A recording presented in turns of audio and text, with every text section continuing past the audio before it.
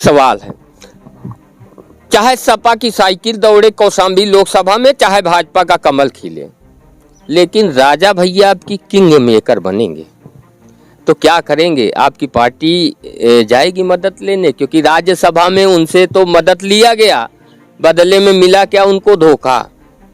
किस मुंह से जाएगी पार्टी उनसे मदद लेगा? आप लोग विचारधारा की बात करके ये मतलब जो आपकी सोच है कि वो विचारधारा पर चले आए और हमको जितवा दे, मतलब जो वोट बैंक हो, जिसके पास किंग मेकर हो, तो आपको बुलाना भी ना पड़े और विचारधारा की दुहाई देकर आप उनसे समर्थन भी लेना चाहते हैं। ये कैसी राजनीति है? नमस्कार, स्वागत है आपका कौशाम्बी टाइम्स में और मैं हूं सुशील मिश्रा। इस समय हम मौजूद है प्रतापगढ़ के कुंडा के करेटी गांव में और आज हमारे साथ खास बातचीत के लिए मौजूद हैं योगेंद्र नाथ मिश्र उर्फ मौला महाराज। इनसे बातचीत करने से पहले इनके विषय में थोड़ी सी जानकारी आप लोगों को दे दें, जिससे आप लोगों को समझने में आसानी होगी।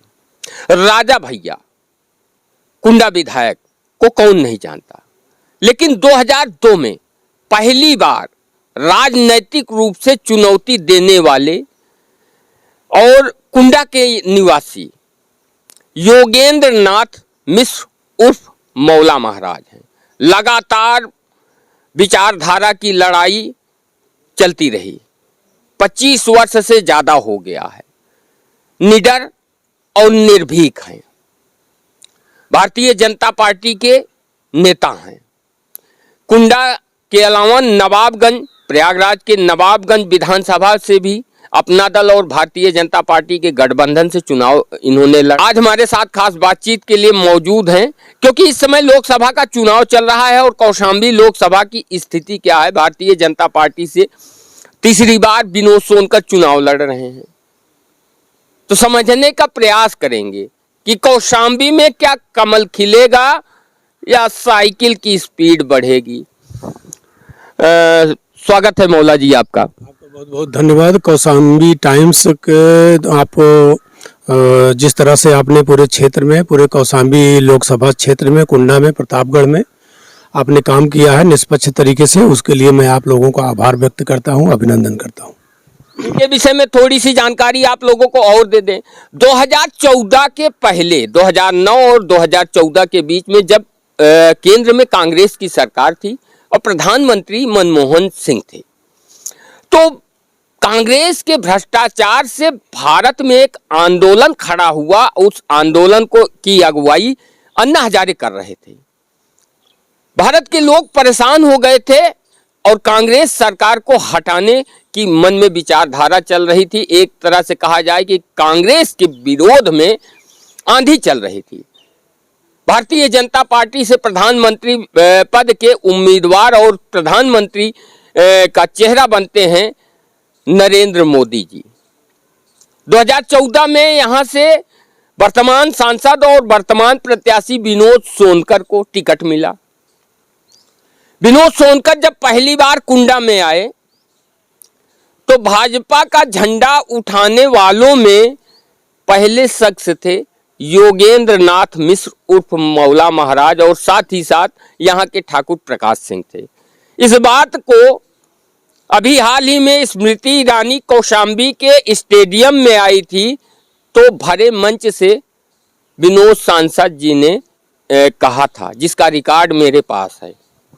लेकिन हमको लग रहा है कि 2024 में सांसद जी बदल गए हैं और पुराने कार्यकर्ताओं को किनारे लगा रहे हैं। हम ऐसा क्यों कह रहे हैं, अभी जब आप बातचीत पूरी सुनेंगे तो आपको समझ में आ जाएगा। ये बताइए कि कौशाम्बी लोकसभा में स्थिति क्या है?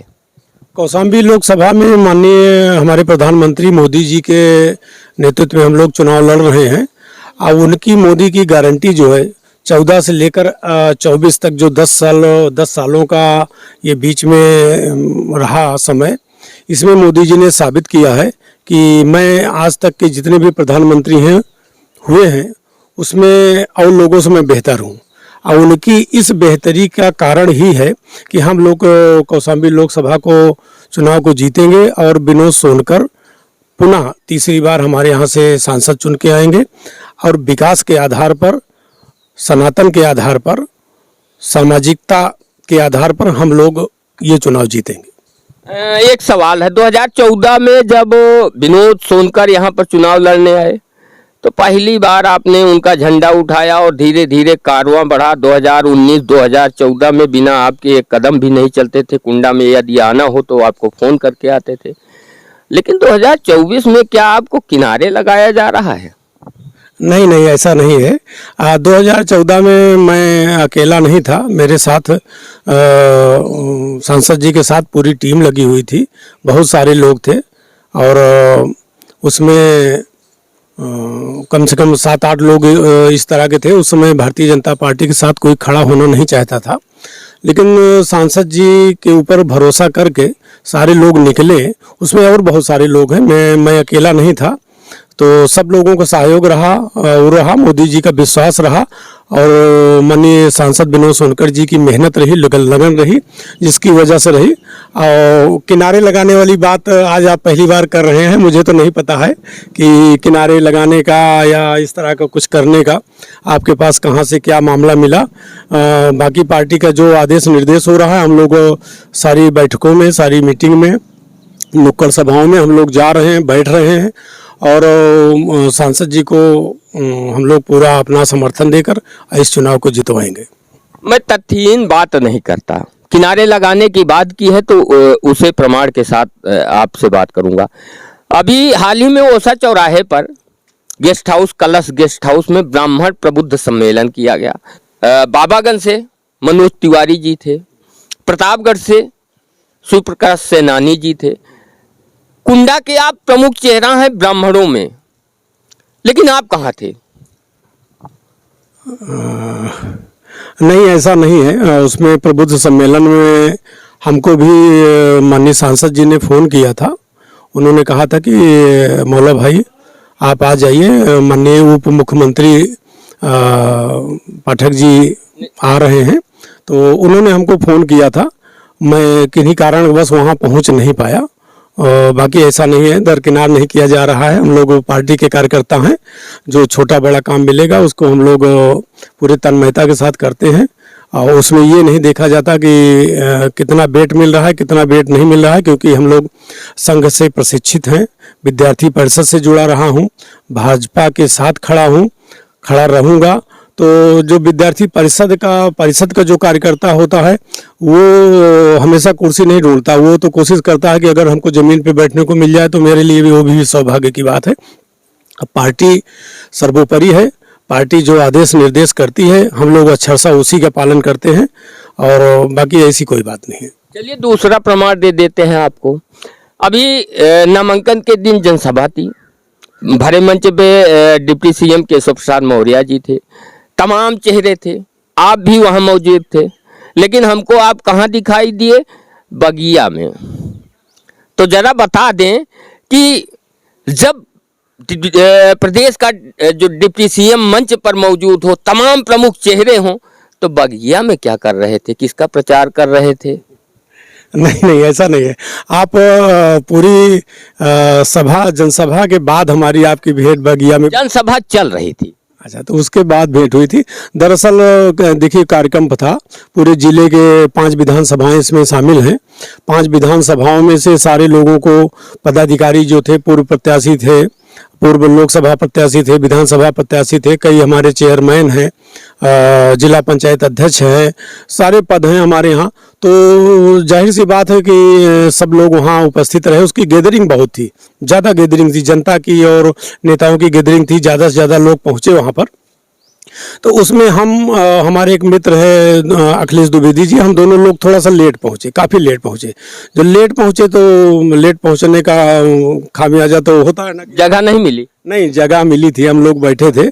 हमारे साथ कुंडा, बाबागंज के और कौशाम्बी के काफ़ी पदाधिकारी हमारे साथ बैठे हुए थे। हाँ, थोड़ा ये था कि हम लोग लेट पहुँचे थे और बाकी ऐसा नहीं है। पार्टी सबका सम्मान, सबका साथ, सबका विकास, सबका सम्मान सब रखती है। अब कैमरे की नज़र में मैं नहीं आया तो उसमें मेरा दोष नहीं है। देखिए, कुंडा में आप ब्राह्मणों में प्रमुख चेहरा हैं या और भी कई अन्य ब्राह्मण हैं? शिव प्रकाश मिश्र सेनानी जी का प्रभाव प्रतापगढ़ में हो सकता है, भले ये कुंडा में उन्होंने चुनाव लड़ा, लेकिन वो प्रभाव नहीं है। मनोज तिवारी जी का एक सीमित दायरा है बाबागंज। कुंडा में ब्राह्मणों में उतना प्रभाव दिखाई नहीं देता, क्योंकि मैं भी कुंडा का रहने वाला हूं। तो ऐसे में कुंडा विधानसभा बड़ी विधानसभा है, तो ब्राह्मण का प्रमुख चेहरा ही यदि नहीं रहा पार्टी के साथ और किनारे रहा, हाशिए पर रहा, तो फिर कैसे पार्टी कमल खिलाएगी? नहीं, ऐसा नहीं है। हम लोग कोशिश करते हैं कि पूरे समाज को लेकर साथ चला जाए और उसमें सभी जात बिरादरी धर्म शामिल होता है। और रही बात सेनानी जी की, तो वो हम लोगों के बड़े भाई हैं। बहुत सारे समय में उन्होंने जो नसीहत रही उसको हम लोग एक दूसरे को विचारधारा के आधार पर लेते देते रहते हैं। मनोज जी हैं, तो मनोज जी की पत्नी पट्टी से चुनाव लड़ी थी। तो ऐसा नहीं, हम सब लोगों के आपस के संबंध बहुत अच्छे हैं।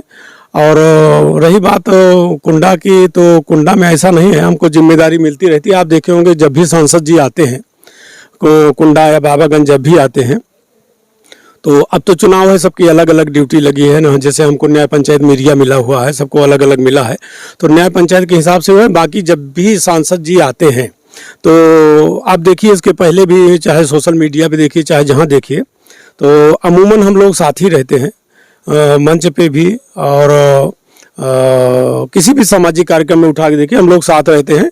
ऐसा नहीं है आपको गलत सूचना मिली है। और देखिए, नेता चाहे जिस पार्टी का हो, वो जवाब सीधा नहीं देता, जलेबी की तरह गोल गोल घुमाता रहता है। तो वही आप हमें भी घुमा रहे हैं। नहीं, ऐसा नहीं है। चलिए, ये बताइए कि क्या हो रहा है, तीसरी बार क्या कौशाम्बी लोकसभा में कमल खिलेगा? हाँ, बिल्कुल खिलेगा, बिल्कुल खिलेगा। हम लोग पहले 2014 में जब चुनाव माननीय विनोद सोनकर जी लड़े, तो उस समय कार्यकर्ता नहीं था, तो वो जीतने का आधार एक था कि मोदी जी जैसा चेहरा था, दमकता चेहरा था, जो पूरे विश्व के पटल पे छाया और हम लोगों का उसका लाभ मिला। तो 2014 जीतने का ये था कि 2014, 19 और 24 में हम आपको थोड़ा सा एक अंतर बताएंगे कि इसमें हम लोग जीतेंगे। 14 में समाजवादी पार्टी के कैंडिडेट शैलेंद्र पासी, उस समय राजा भैया भी उनके साथ थे। वो कैंडिडेट राजा भैया और समाजवादी पार्टी का इकट्ठा होकर चुनाव लड़े। उसके बाद भी हम लोग 40,000 प्लस 42-45 हज़ार से चुनाव जीते, जबकि उस समय जो एक मोराल था राजा का, वो बहुत हाई बताता था। आज के 14 में और 24 में आप लोगों से पूछिए, मुझसे न पूछिए, क्योंकि लोग सोचते हैं कि ये राजनीतिक विरोधी हैं तो कुछ गलत बोल जाएंगे। आप लोगों से भी पूछिए कि जो 14 में उनका मामला था, क्या 24 तक बचा है? ऐसा नहीं। उसके बाद भी उनको हराए हम लोग। उसके बाद 19 वाले लोकसभा चुनाव में समाजवादी पार्टी और बहुजन समाज पार्टी का गठबंधन हुआ था। उस गठबंधन हुआ था, अलग से रघुराज प्रताप सिंह राजा भैया जी भी चुनाव लड़े, वो भी अपना चुनाव लड़े। सारे लोगों को मिल के हम लोगों ने फिर करीब 40,000 वोटों से हराया। तो ये जो आधार है, जब वो सपा बसपा गठबंधन हुआ, राजा का सपा से गठबंधन हुआ, उस चुनाव में हम लोग जीते। तो इस चुनाव में तो सारे लोग अलग अलग हैं और इस चुनाव को हम लोग और ज़्यादा मार्जिन से, बड़े मार्जिन से, लाख वोट के ऊपर से मार्जिन से, हम लोगों को नारा है कि अब की बार 3 लाख पार। तो इस बार माननीय सांसद जी को हम 3 लाख पार से आप लोग जीत करें। हाँ, हम लोग इस बार जो सांसद जी ने काम किया है उसके आधार पर हम लोग वोट मांग रहे हैं। माननीय प्रधानमंत्री जी के नेतृत्व में हम लोग चुनाव लड़ रहे हैं और उसके आधार पर जो सांसद जी ने काम किया है, आप काम को देखिए कि गंगा जी पे एक पुल बना हुआ है, दुर्गा भाभी सेतु, और उसके अलावा कुंडा बाईपास पे, मवई बाईपास, बाबूगंज बाईपास, 3 ये काम हुए हैं। उसके अलावा बिजली, पानी, सड़क, जितनी भी योजनाएं हैं उसको देखिए। स्टेशनों की हालत देखिए, रेलवे स्टेशन, उस पर कितना सुधार है। माननीय सांसद जी ने उस पर बहुत काम किया। हम लोगों के सामने उन्होंने अधिकारियों को टाइट होकर बात करके दिशा निर्देश दिया। तो इसका सबका आधार है कि वो विकास की तरफ ज़्यादा ध्यान दिए हैं। इसलिए हमको आशा नहीं, पूर्ण विश्वास है, सारे कार्यकर्ताओं को विश्वास है कि इस बार सांसद जी तिबारा चुन के आएंगे और उनको केंद्र में एक महती भूमिका मिलेगी, जिसका लाभ कुंडा बाबागंज के साथ पूरी कौशाम्बी लोकसभा को मिलेगा। अभी आपने सोनकर जी के विकास कार्यों में दुर्गा भाभी सेतु का नाम लिया है। 2022 में विधानसभा चुनाव से ठीक पहले केशव मौर्य जी ने इस पुल का उद्घाटन किया, उसका क्रेडिट भी लिया, लेकिन हार का सामना करना पड़ा। 2022 में ये पुल बनकर तैयार हुआ, लेकिन कुंडा से करेटी गांव जो पड़ता है, अभी तक इसमें रोड नहीं बनाई गई है। 2 साल बीत चुके हैं। आप 3 ओवरफ्लाई की बात कर रहे हैं। 10 साल से आपके सांसद जी हैं मौजूद यहाँ पर भाजपा के। 3 ओवरफ्लाई दे दिया तो कौन सी बड़ी बात है। एक तरफ आपकी यूपी सरकार जो है क्रेडिट ले रही है, सांसद जी अलग से क्रेडिट ले रहे हैं।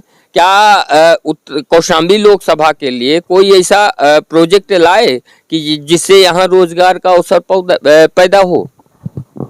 विकास की जो प्रक्रिया होती है वो सतत होती है। वो केंद्र सरकार से पैसा निकलेगा तो वो सांसद के उसमें जाएगा, जिला पंचायत के खाते में जाएगा, अलग अलग विभागों में जाएगा। तो उस विभाग के आधार पर विकास होता है। जो चुनाव का मामला है और उसका सड़क का मामला है, तो जो फ्लाई हमारे यहाँ जो दुर्गा भाभी सेतु बना हुआ है, इसके लिए उसके आप पुल से नीचे करेटी कुंडा की तरफ आइए तो दाहिने हाथ से आप देखिए कि वहाँ के बाईपास जो बन रहा है, वहाँ से लेकर आगे तक पूरी मिट्टी पड़ गई है। थोड़ा सा उसमें टाइम तो लगता है, चुनावी प्रक्रिया है, अधिकारियों को भी चुनाव में लगे हैं, अधिकारी भी लगे हैं, नेता लोग भी लगे हुए हैं। तो वो आपने देखा नहीं होगा, वो नहीं हमने देखा है, लेकिन थोड़ा सा आप बता दें कि जब भी अगर आप अपने घर का मकान बनाएंगे तो लिंटर पहले डाल देंगे, न्यू बाद में? नहीं, उसमें आबादी बीच में थी। एक बार माननीय सांसद जी से भी बात हुई, उन्होंने कहा कि अगर सीधा बनवाएंगे, हमारी बात हुई थी, घर में बैठ के बात हुई, उन्होंने हमको एक्सीएन के साथ भेजा भी था। दुर्गा भाभी सेतु का जो बाईपास बन रहा है, उस पर सांसद जी ने कहा कि आप दिखवा लीजिए मौला भाई कि ये पिलर डाल के हम सीधी रोड बनवा दें या बाईपास बनवा दें। तो हमने कहा कि हमारे गाँव में ये करेटी मऊदारा के बहुत सारी आबादी रोड पे बसी हुई है, तो अगर हम लोग पिलर गाड़ कर इसको ऊपर से रोड निकालते हैं तो ये आबादी के बहुत सारे गरीब परिवार हैं जिनका आबादी में घर बना हुआ है, तो वो उनका नुकसान होगा। तो उसके लिए हमने सुझाव दिया, सांसद जी माने भी उस बात को कि इसका जो बाईपास है वो बाहर से निकालते हैं, क्योंकि कुछ जो परिवार के गरीब परिवार है उनका नुकसान न हो। तो ये मामला रहा, इसकी वजह से थोड़ा सा उसमें निर्णय में लेट हुआ, लेकिन देर हुआ दुरुस्त हो रहा है। जैसे आप 25 साल से लगातार आपका राजा भैया से वैचारिक मतभेद रहा, उनके खिलाफ आप चुनाव लड़े, क्या कभी डर नहीं लगा? अब डर वाली बात तो कुंडा विधानसभा पूरी बताएगा, प्रतापगढ़ बताएगा। मैं तो अकेला गाड़ी से निकलता हूँ। पहले तो बहुत सारे लोग मेरे साथ रहते थे, अब तो मैं अकेला चलता हूँ, ड्राइवर भी मैंने हटा दिया है, तो मैं निकलता हूँ। अगर डर वाली बात तो कभी नहीं थी। और वैचारिक मतभेद हैं, अगर उसको वो व्यक्तिगत कोई मानता है कि हमारे दुश्मन है तो वो अगले आदमी का काम हो सकता है। मैं तो ये मान के चलता हूँ विभिन्न राजनीतिक पार्टियों से लोग जुड़े हुए हैं और अपनी अपनी विचारधारा की लड़ाई लड़ते हैं। अगर विचारधारा किसी को बुरी लगती है तो लगने दीजिए, बहुत फर्क नहीं पड़ता। और रही बहुत ज़्यादा डरने वाली बात, तो मैं तो अकेला टहल रहा हूँ। अगर किसी को ये कि नहीं अकेला टहल रहा है तो भाई आजकल तो बहुत अत्याधुनिक बहुत सारी चीज़ें हैं, और रास्ते में ठीक कर दे। लेकिन मुझे लगता है कि विचारधारा की लड़ाई है और ठीक है, राजा भैया अपनी राजनीति कर रहे हैं, हम लोग अपनी राजनीति कर रहे हैं। मेरे साथ तो ऐसा कोई मामला नहीं हुआ कि हम लोग एक दूसरे के खिलाफ थाने में खड़े रहें, एक दूसरे के खिलाफ ज़्यादा मुखर होकर कोई चर्चा करें। हाँ, राजनीतिक वाद प्रतिवाद है, अगर उनकी तरफ से होता है, हमारी तरफ से होता है, तो उसको राजनीति के तहत लेना चाहिए। व्यक्तिगत लड़ाई का दौर अब राजनीति से ख़त्म हो चुका है। आपको वैचारिक लड़ाई पे आना पड़ेगा, वैचारिक जो चिंतन मनन है उस पर करना चाहिए। अगर कोई दुश्मनी बस राजनीति करता है, करवाता है, तो मुझे लगता है अब वो आपने पूरे प्रदेश में देखा होगा कि दुश्मनी वाली राजनीति पे कितना बुरा प्रहार हमारे माननीय मुख्यमंत्री योगी आदित्यनाथ जी ने किया है कि कम से कम माफिया गर्दी, गुंडागर्दी ये सब बंद हो गई है। तो आप राजनीतिक विचारधारा आपकी अलग हो सकती है, बाकी किसी के साथ उठना बैठना, बात करना, बोलना ये अपराध नहीं है, ना किसी अपनी पार्टी के दोगलापंथी है। एक सवाल है, चाहे सपा की साइकिल दौड़े कौशाम्बी लोकसभा में, चाहे भाजपा का कमल खिले, लेकिन राजा भैया आपकी किंग मेकर बनेंगे तो क्या करेंगे? आपकी पार्टी जाएगी मदद लेने? क्योंकि राज्यसभा में उनसे तो मदद लिया गया, बदले में मिला क्या उनको? धोखा। किस मुंह से जाएगी पार्टी उनसे मदद लेने? क्योंकि बिना राजा भैया पिछले चुनाव को अगर देखा जाए, अकेले उन्होंने 1,57,000 वोट हासिल किए हैं। तो कहीं ना कहीं राजा भैया जिस तरफ झुकेंगे, जीत उसी की होगी।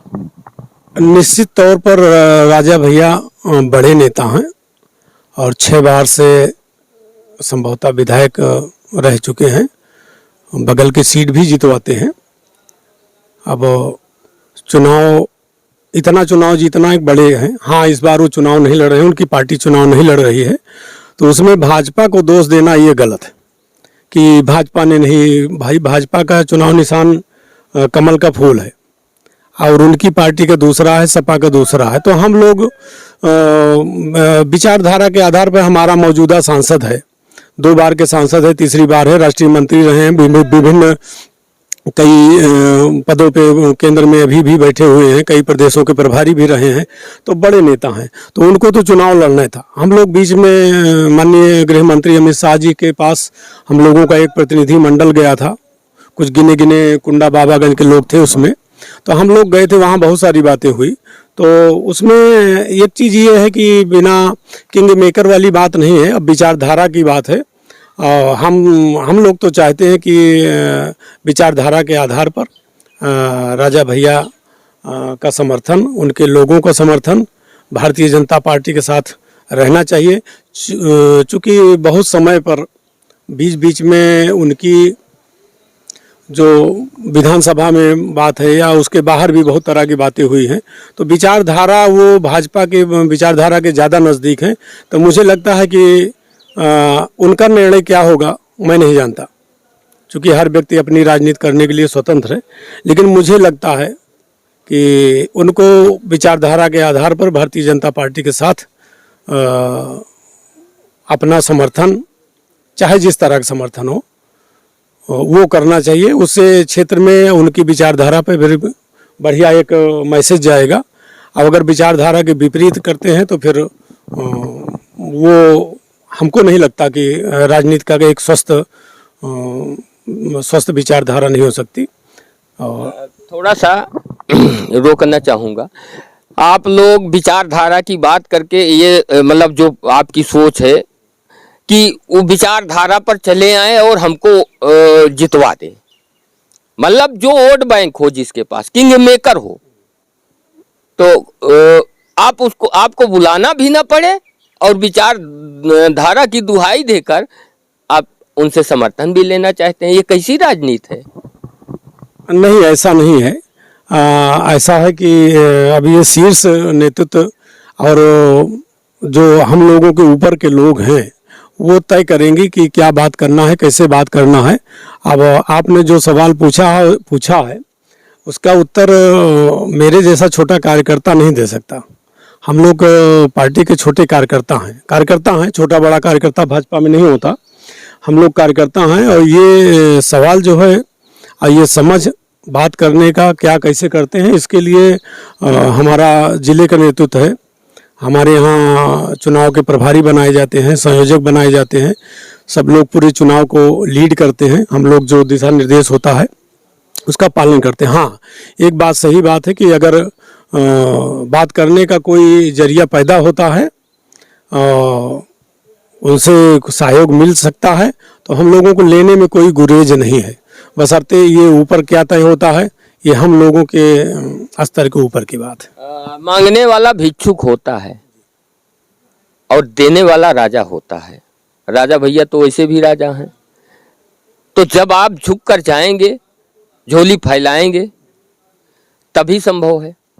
जी बिल्कुल बिल्कुल, हम लोग तो ये चाहते हैं कि उनका समर्थन हम लोगों को रहे, उनके समर्थकों का समर्थन रहे। जब राजा भैया का समर्थन होगा, और चाहे जिस रूप में हो, तो जाहिर सी बात है कि उनके जो प्रतिबद्ध कोर कार्यकर्ता हैं, कोर वोटर हैं, वो सब हमको, पार्टी को, भारतीय जनता पार्टी को लाभ जरूर पहुंचाएंगे।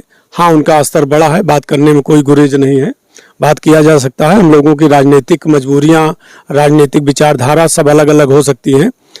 लोकल चुनाव में सब एक दूसरे के सामने हो सकते हैं, लेकिन बात करने में कोई बुराई नहीं है। इसको नेतृत्व तय करेगा। हमको लगता है कि आप दोबारा जो है हमसे हमारे स्तर के ऊपर का प्रश्न पूछ लिए हैं, लेकिन फिर भी मैं चाहूँगा कि एक एक वोट बहुत कीमती होता है। अब अगर वो वोट आएगा तो निश्चित है कि हम लोग बहुत बड़ी जीत की तरफ जाएंगे, निश्चित है कि बहुत बड़ी जीत की तरफ जाएंगे। और राजनीति में बहुत सारी विचारधाराएं एक दूसरे के साथ आती हैं, खड़ी रहती हैं, और उसका एक दूसरे को लाभ मिलता है। तो मेरे जैसा एक कार्यकर्ता बस इतना ही कह सकता है कि राजनीतिक रूप से किसी से बात करना, किसी से समर्थन लेना न कोई गुनाह है, न कोई समाज विरोधी कृत्य है। हम लोगों को इस दिशा में भी सोचना चाहिए। राजनीति में तो अक्सर देखा जाता है कि एक दूसरे के दूर विरोधी, लेकिन एक दूसरे से समर्थन वक्त आने पर ले लेते हैं। अब ये जो ट्रेंड है कहीं न कहीं किसी एक पार्टी पर लागू नहीं होता। बिल्कुल बिल्कुल नहीं होता। चलिए, बातचीत करने के लिए धन्यवाद। ये थी छोटी सी बातचीत मौला जी के साथ। आप लोग क्या सोचते हैं कमेंट करके जरूर बताएं, और ये भी बताएं कि कौशाम्बी लोकसभा में साइकिल दौड़ेगी या फिर कमल खिलेगा। कमेंट जरूर करें। वीडियो पसंद आए तो ज्यादा से ज्यादा लाइक करें और शेयर करें।